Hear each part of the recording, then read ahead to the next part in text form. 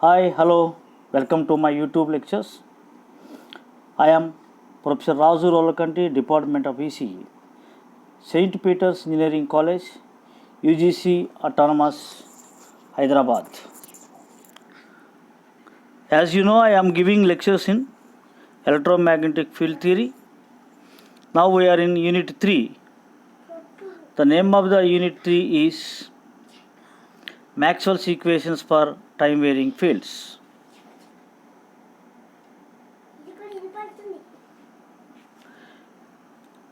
In Maxwell's equations for time varying fields, today I am going to give the lecture boundary conditions.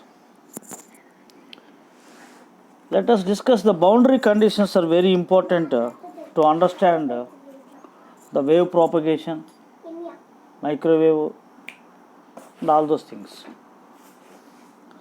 When an electric field passes from one medium to other medium, it is important to study the conditions at the boundary between the two media.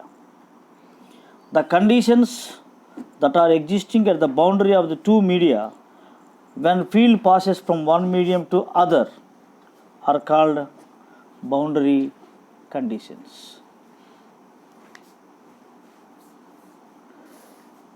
If the field exists in the region consisting of two different media, the conditions that the field must satisfy at the interface separating the medium are called boundary conditions. Depending upon the nature of the media, there are two situations of the boundary conditions. One, boundary between conductor and free space. Second one, boundary between two dielectrics with different properties. What are the different properties of dielectrics? Epsilon, mu, and sigma. Permeability, permittivity, conductivity. All those things are the different properties of the dielectrics. One important thing you have to understand here, the free space is nothing but a dielectric. Hence, whenever we are discussing these boundary conditions, we can discuss conductor dielectric or conductor free space. Both are same, but for free space, we are using epsilon naught, where epsilon r is equal to 1. If it is a dielectric, we are using epsilon is equal to epsilon naught, epsilon r. That is the difference. Don't worry, conductor and free space, conductor and dielectric are same. If you derive one, you can get the other one. The free space is nothing but a dielectric. So, the boundary conditions, to understand the boundary conditions, we should know the Maxwell's equations for electrostatic fields. What are the Maxwell's equations for electrostatic fields? Closed integral E bar dot dl is equal to 0 and closed integral d bar dot ds is equal to q enclosure. These are the two Maxwell's equations that are required. You see here, we will consider the boundary conditions at the interfacing separating dielectric with different properties, conductor dielectric, conductor and free space. Conductor and dielectric free space are same with small differences that I explained. Similarly, the field intensity, that is E bar, is required to be decomposed into two components, namely the tangential to the boundary and normal to the boundary. You see here, conductor dielectric boundary I am discussing. Don't worry, this is same conductor free space. The difference is epsilon. In dielectric, epsilon is equal to epsilon naught, epsilon r you have to substitute. Whereas free space you have to substitute only epsilon naught, where epsilon r is equal to 1. For free space, epsilon r is 1. You see in the figure, the electric field intensity E bar is making certain angle with the boundary. Therefore, that components are there. One is a tangential component and normal component. Therefore, we are decomposing into two components, namely tangential to the boundary and normal to the boundary. The similar decomposition required for flux density, that is d bar as well. Consider a boundary between conductor and a dielectric or free space. I am interchangingly using dielectric and free space, don't get confused. The conductor is ideal, I am assuming here. The conductor is ideal, having infinite conductivity. The examples for ideal conductors are copper, silver. The conductivity of them is in the order of 10 to the power of 6 or 7 Siemens per meter.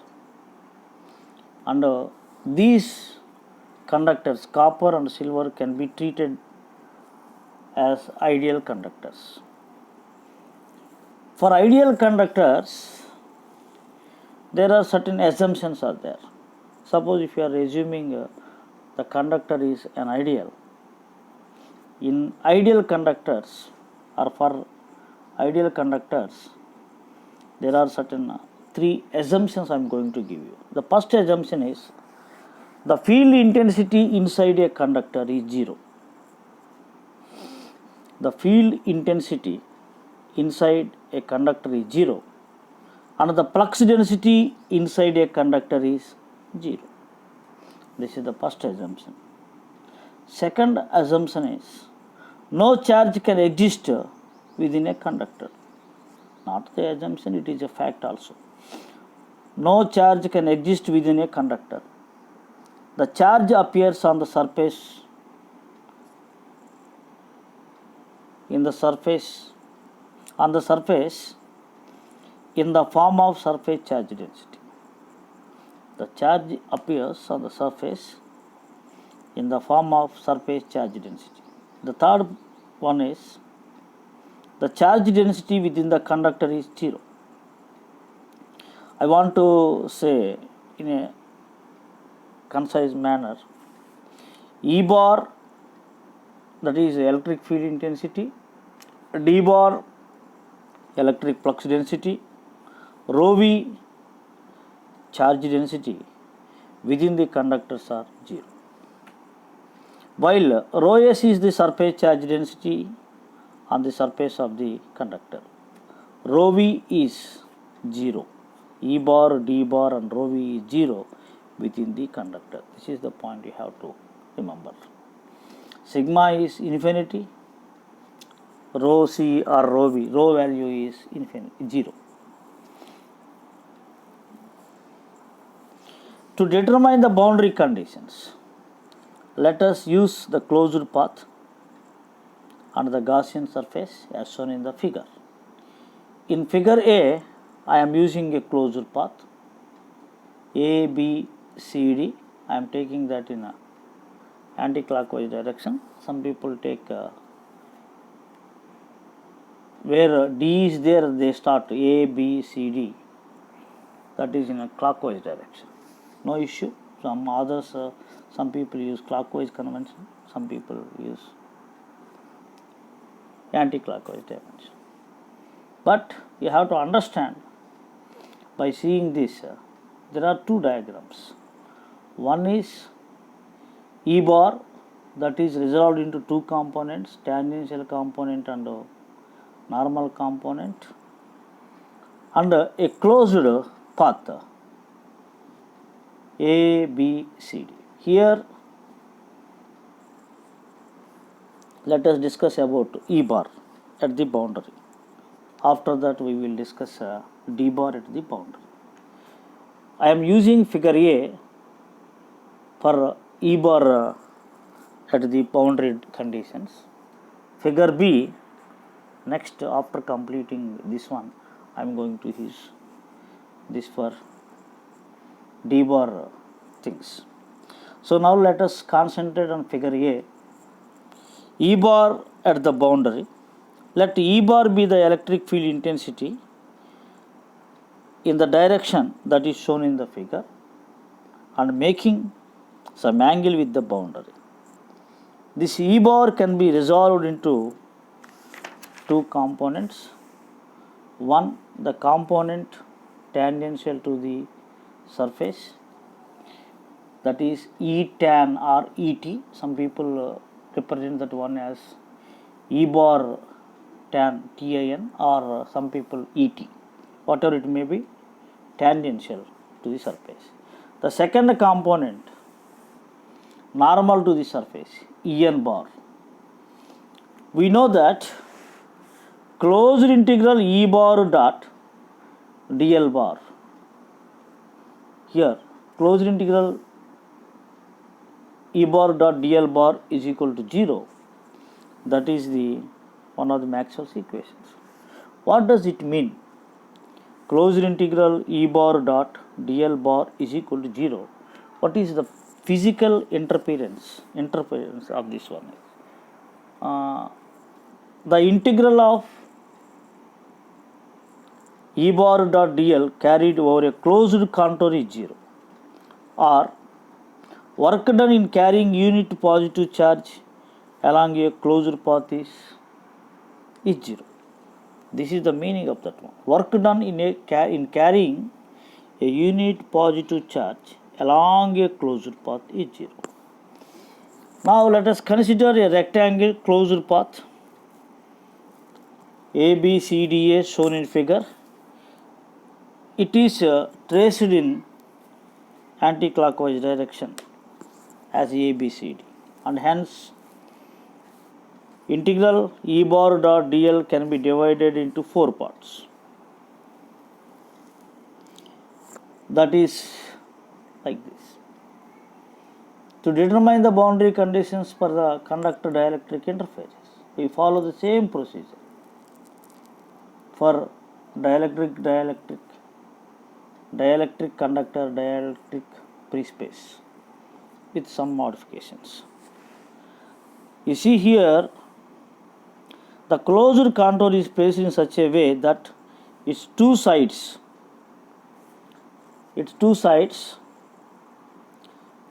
AB and CD are parallel to the tangential direction to the surface, while the other two directions are normal to the surface at the boundary. The rectangle is an elementary rectangle with elementary height delta h and elementary width delta w. You see delta h, delta w from the figure. The rectangle is placed in such a way that half of it is in the conductor and remaining half is in dielectric or free space. Simultaneously I am discussing. Thus delta h by 2 is in the conductor and delta h by 2 is in the dielectric or free space. Now the portion BA is in the conductor whenever in conductor E bar is equal to 0. That is the important point we have to understand. Electric field intensity inside a conductor is 0. That is the point you have to understand. Hence the corresponding integral is 0. Therefore we are getting this one. As the width W is very small, E bar over it can be assumed constant and hence can be taken out of the integration. So I am substituting delta W, delta H by 2 and all those things we are having to this equation like this. But delta W is along tangential direction to the boundary, in which direction T bar is equal to T tan. Therefore, we are going to have this one. You see here, after getting this, we are approaching delta H tends to 0. We are going to get Et is equal to 0. How we are going to have Et is equal to 0 means, overall, over the small height delta H, En can be assumed constant and can be taken out of the integration. Whenever we are taking En integral dl bar, what is dl bar? For the normal conditions, something is inside of is delta H by 2 is inside the dielectric, delta H by 2 is inside the conductor. Therefore, we are going to have 0 into delta W plus 0 into delta H by 2 plus En delta H by 2 minus Et delta W minus En delta H by 2 minus 0 into delta H by 2. After doing, we are going to have E tangential is equal to 0. What is the meaning of E tangential is equal to 0? Means the tangential component of electric field intensity is 0 at the boundary between the conductor and or free space or dielectric, whatever it may be. Thus, the E bar at a boundary between conductor and the dielectric is always in the direction perpendicular to the boundary. When E bar is resolved into tangential component and a normal component, tangential component is 0 means E component lies in the direction of En bar. Therefore, the E bar at the boundary between conductor and dielectric or free space is always in the direction perpendicular to the boundary. Once we know this, we can also calculate D bar from the relation D bar is equal to epsilon E bar. If it is free space, epsilon naught E bar, or if it is dielectric, epsilon naught epsilon r E bar. The tangential component of electric flux density is 0 at the boundary between the conductor and free space. Therefore, the electric flux density also only in the normal direction at the boundary between the conductor and the dielectric. So, now I am coming to the normal of dn. dn at the boundary I want to consider. To find normal component of D bar, we have to select a closed Gaussian surface from figure B.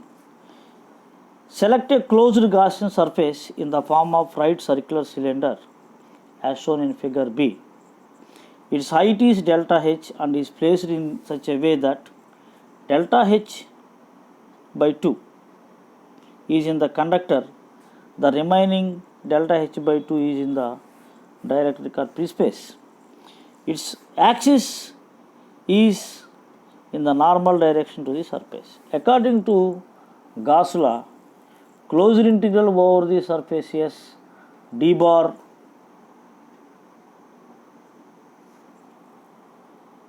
dot ds bar is equal to q.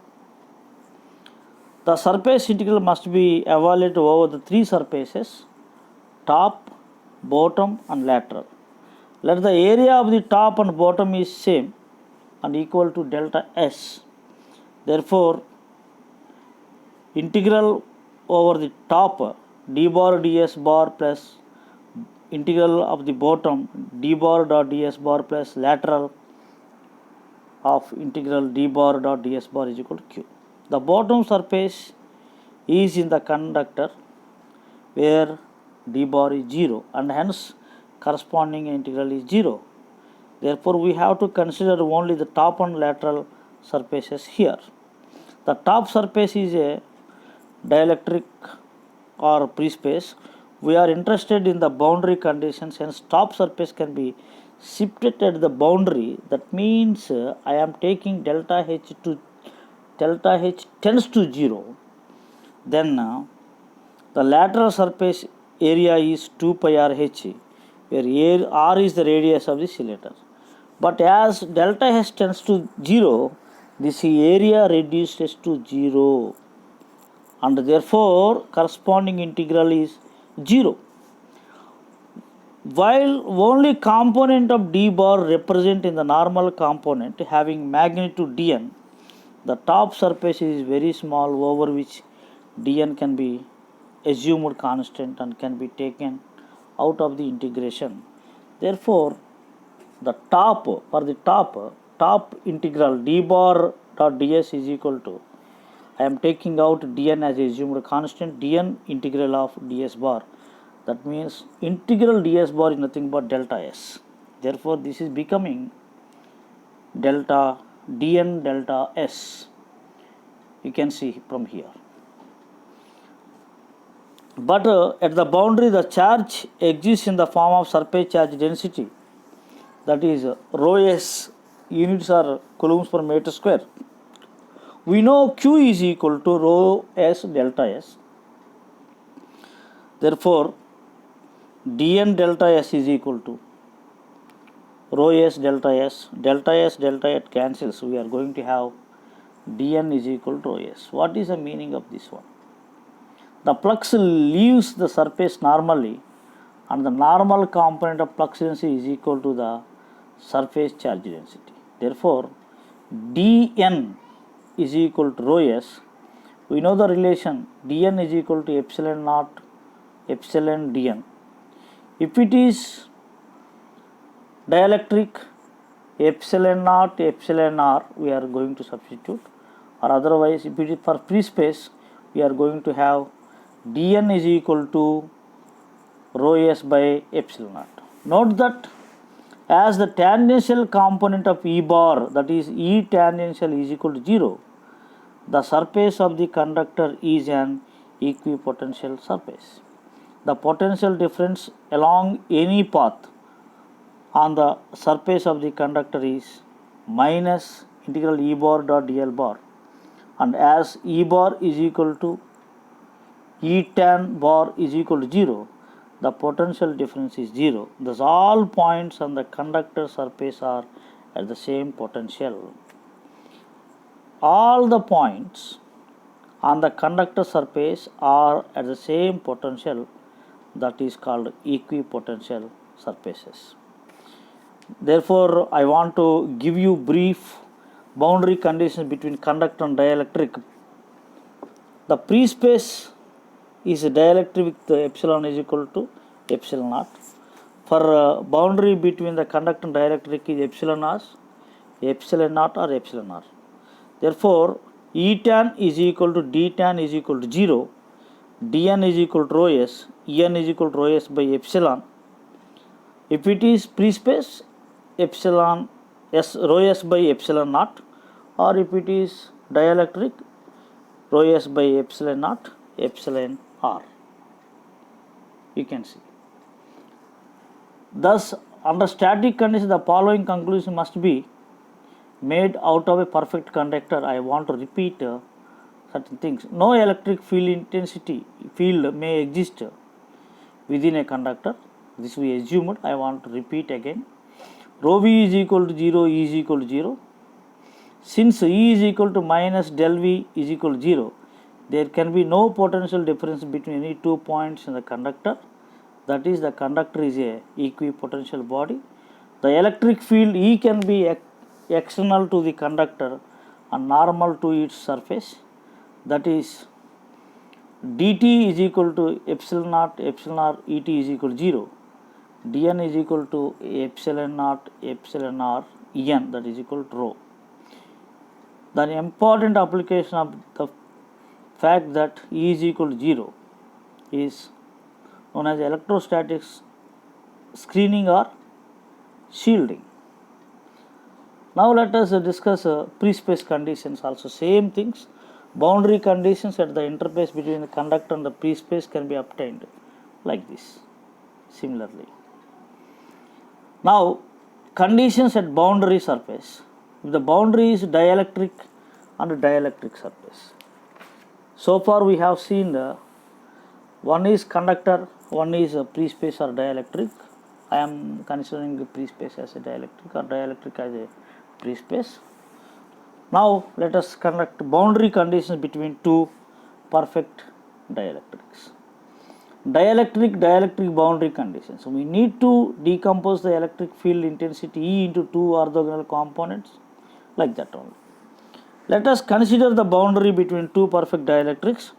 One dielectric has permittivity is epsilon 1 while the other has a permittivity epsilon 2.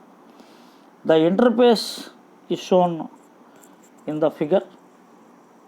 You can see that E bar and D bar are to be obtained again by resolving each into two components, tangential to the boundary and normal to the surface. Consider a closed path. Similarly, ABCD rectangular in shape, having elementary height delta H and elementary width delta W. Here I am taking this in clockwise direction. In the previous I have taken anti-clockwise direction. Now I am taking here clockwise direction. Don't get confused.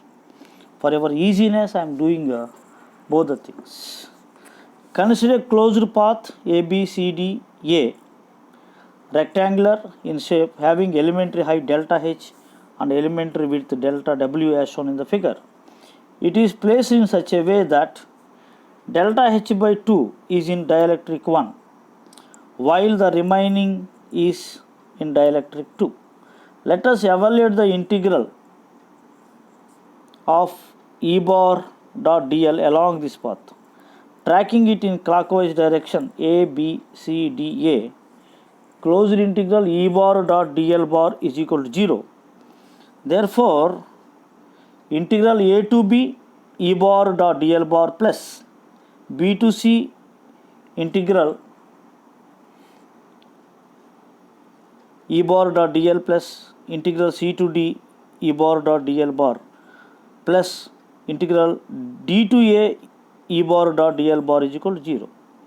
Now E1 bar is equal to E1 tangential bar, that means E1T bar plus E1N E bar. Similarly in E2 bar is equal to E2T bar plus E2N bar. Both E1 and E2 are in the respective dielectrics has both the components normal and tangential.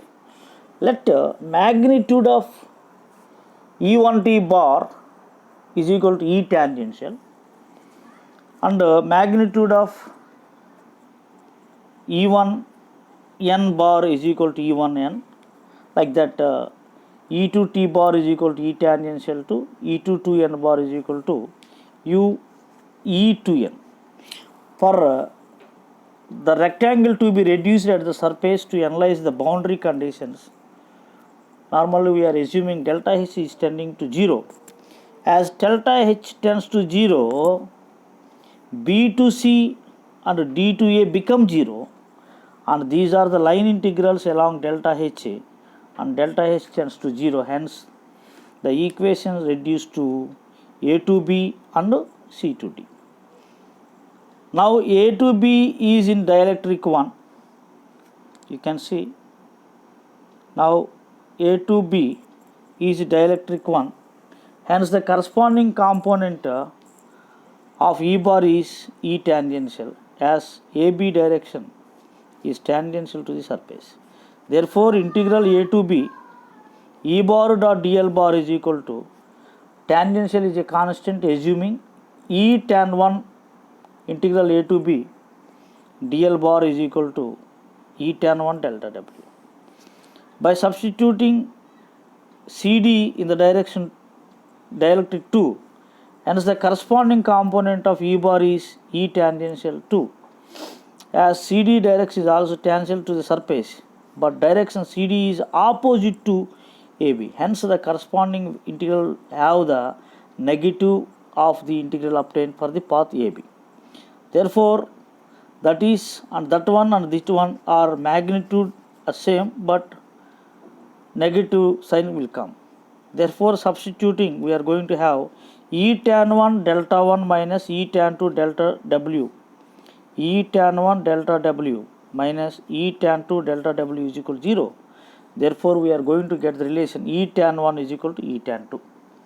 What is the meaning of E tan 1 or E1t is equal to E2t? The tangential components of field intensity at the boundary in both the dielectrics remain same. That is, electric field intensity is continuous across the boundary.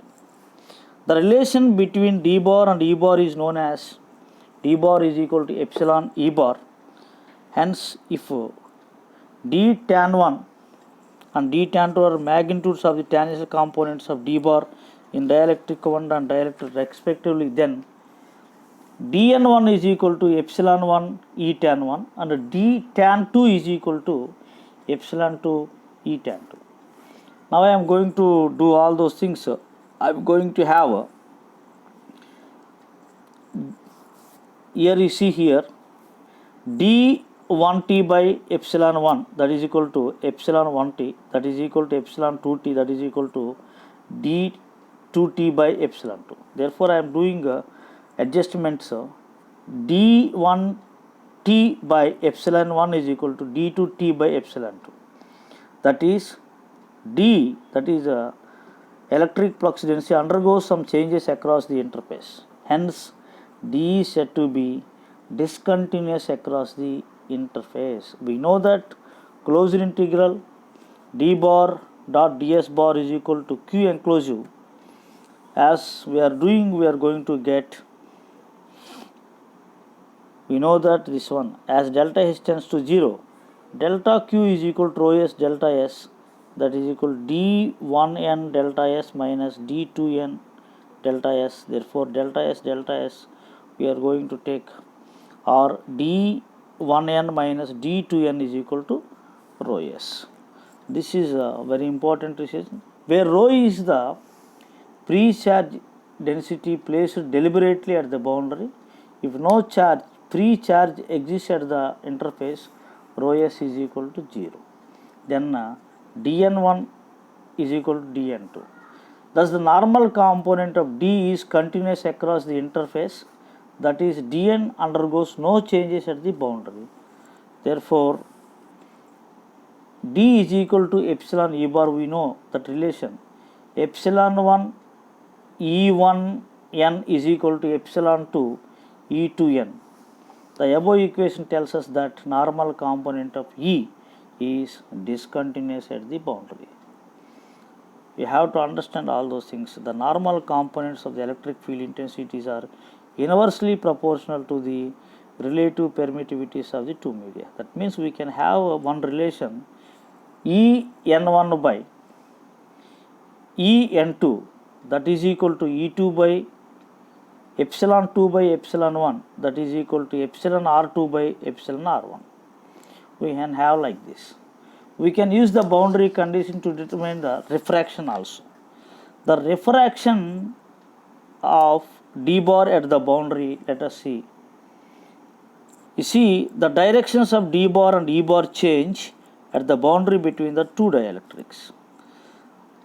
Let D1 bar and E1 make an angle theta 1 with the normal to the surface. D1 bar and E1 bar direction is same as D1 bar is equal to epsilon 1 E1 bar. This is shown in the figure. Let mod D1 bar is equal to D1, mod D2 bar is equal to D2. Therefore, dn1 is equal to d1 cos theta, dn2 is equal to d2 cos theta 2. Therefore, dn1 is equal to dn2. Therefore, dn1 cos theta 1 is equal to d2 cos theta 2. By seeing this, we are having a d tan 1 by d tan 2 is equal to epsilon 1 by epsilon 2. But d tan 1 is equal to d1 sin theta and d tan 2 is equal to d2 sin theta. Therefore, d1 sin theta 1 by d2 sin theta 2 is equal to epsilon 1 by epsilon 2 is equal to d tan 1 by d tan 2. You can see all those things here. After doing all those things, we are going to get tan theta 1 by tan theta 2 is equal to ER1 by ER2 or epsilon 1 by epsilon 2 or epsilon R1 by epsilon R2. So this tan theta 1 by tan theta 2 is equal to epsilon R1 by epsilon R2 in red colored. That shows law of refraction. This is called law of refraction. Thus, angles theta 1, theta 2 are dependent on the permittivities of the two media and not on the d bar and e bar. Suppose if delta 1, epsilon 1 is greater than epsilon 2, then theta 1 is greater than theta 2. Likewise, we have to understand which is known as the law of the refraction of this one. So we can find out like this. Thank you. Thank you very much. Thank you.